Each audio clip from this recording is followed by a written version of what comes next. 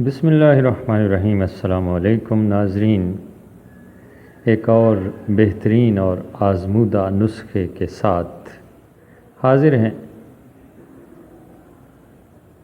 اور آداب عرض کرتے ہیں۔ پیارے دوستو، خارش کا آزمودہ علاج لے کر آیا ہوں۔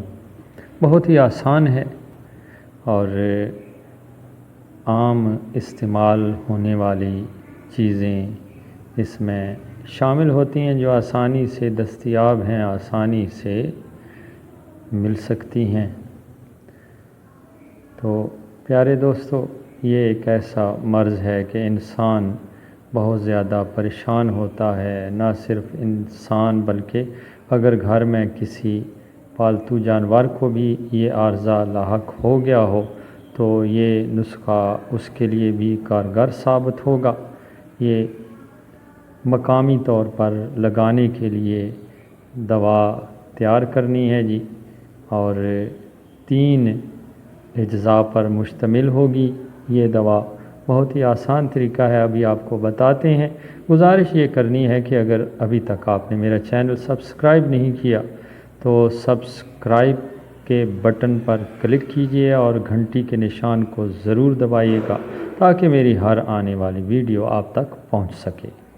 پیارے دوستو، یہ 3 چیزیں ہیں: گندک، نیلا تھوتھا اور سرسوں کا تیل، جو اس ٹوٹکے میں استعمال ہوں گی، اور ایسا تیر بہدف نسخہ بنے گا کہ آپ کی تکلیف رفع ہو جائے گی۔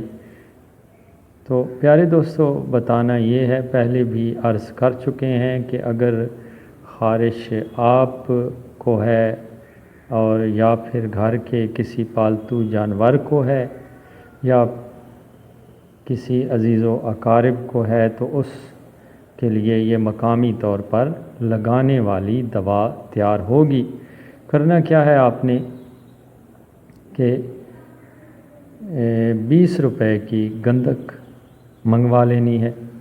گندک پنسار کی دکان سے آسانی سے مل سکتی ہے، اور چٹکی بھر اس میں نیلا تھوتھا ملانا ہے آپ نے۔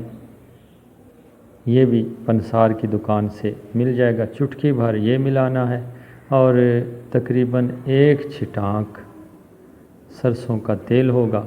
ان دونوں چیزوں کو پیس کر آپ نے سرسوں کے تیل میں ملا لینی ہے، یعنی گندک اور نیلا تھوتھا کو باریک پیس لینا ہے اور 1 چھٹانک سرسوں کے تیل میں ملا لینی ہے دونوں چیزیں۔ اور جہاں کہیں خارش ہو، خارش کے مقام پر یہ تیل جو بن جائے گا یہ لگانا ہے، انشاءاللہ بہت جلد آرام میسر ہوگا۔